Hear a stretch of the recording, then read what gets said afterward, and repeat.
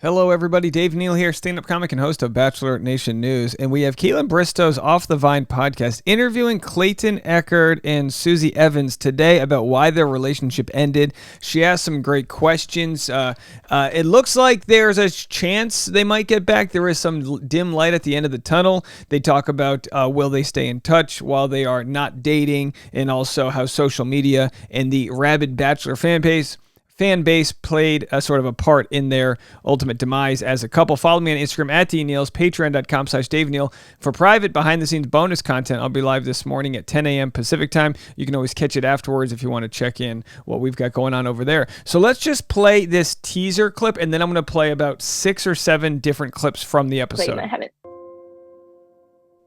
seen your face. Oh my God, this is so dramatic. No, it's not. I'm It is. cry. It's not dramatic at all. Why am I crying? That's so, like, it's just emotional.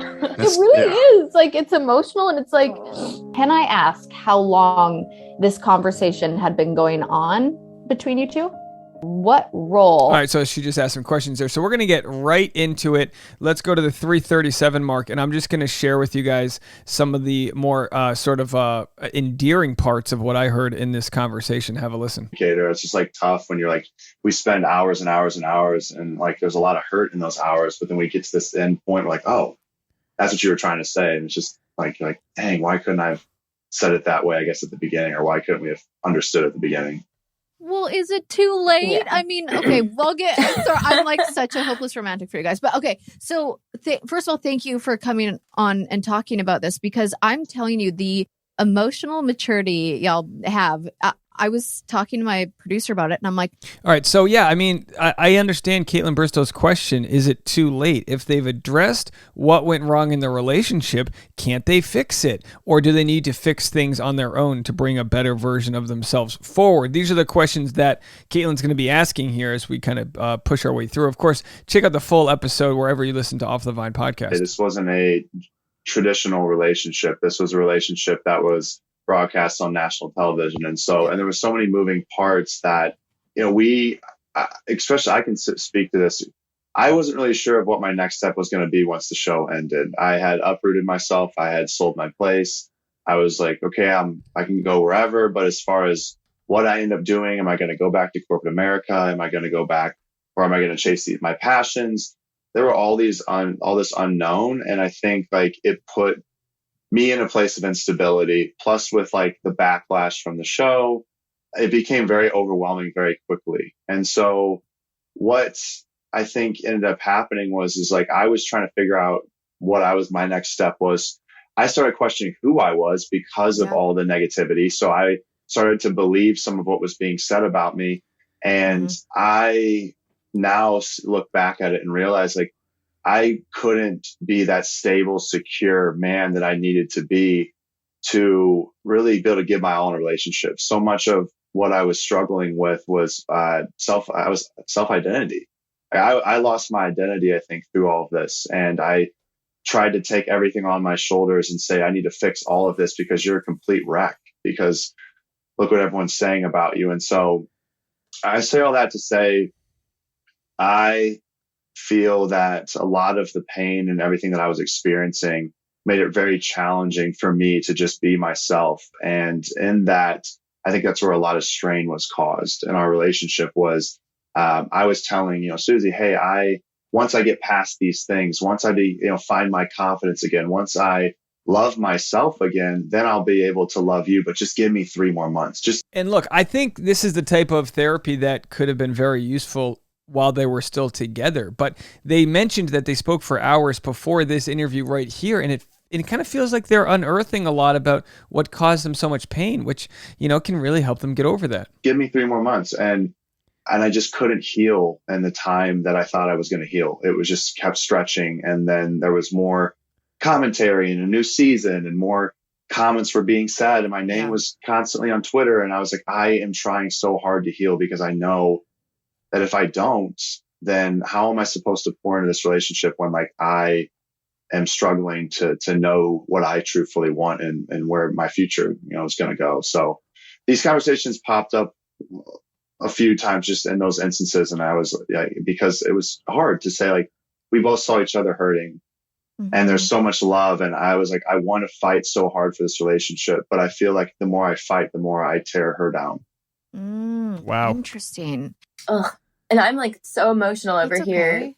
I'm so sorry to cut you off, but we just talked for like 2 hours and we were fine. I wasn't crying or anything, but I think just hearing that and like, yeah, I think a lot of it was just like self-identity. And I think that he was looking for stability. And there were times where I didn't provide that as well because I just wasn't sure. I was like, I can't wait 3 months. Yeah. I can't promise 3 months or whatever. And I think that's really hard in a relationship too. When, I'm on the other hand, like, well, I need security and I need this or that.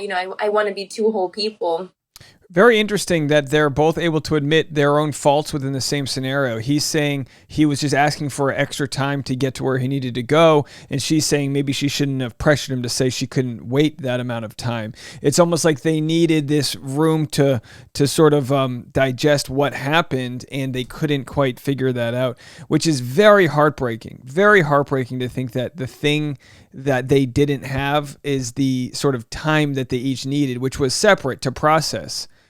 Too, because you guys weren't the favorite couple that's ever come out of the show, and then people quickly turned and were like, you two are hilarious together, and you see like how special your bond is, and people were really rooting for you. So that's another like added element to everything of the stress, and that's got to be hard on both of you. All right, let's go to the 14-minute mark here and check out what they said following that.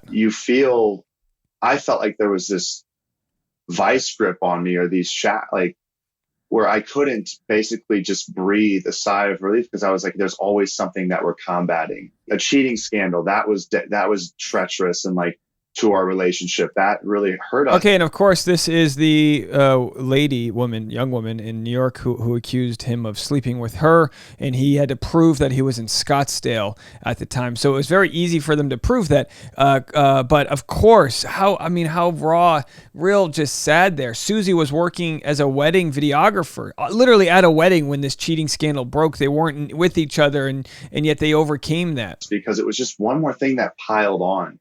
And I think if you took any of these things and you just isolated them, I think we would have gotten through it with flying colors. But it was like one thing after the next. And then the show came on, and then it was like, Clayton sucks. And it was all these, talking about this, that, and the other. And it's like, that hurts, those comments, because what that does is that then brings the focus back onto us. And then people. And of course, this makes me so mad, but this is exactly the fault of the Bachelor producers. They literally choreographed a children's a cappella group to sing Clayton Sucks. They had no care whatsoever about his mental health. And it's just another reason for the show to continue talking about him when it was The Bachelorette. It was about Rachel and Gabby moving on, and yet they just brought that up. Online, like, yeah, he does suck. And so it's like, even if it's opening wounds again, even if it's all in good fun and it's like, oh, it's just mindless entertainment. It's like, no, that still has impact because people will take that comment or that video and then they're going to go on Twitter and they're going to tweet about it. And I had everybody tell me, and again, I think this is just where it falls on my own shoulders. Everyone's like, a lot of people that had been on the show prior, like, get off social media, do not read into it. And like, I just couldn't do it. I couldn't do it.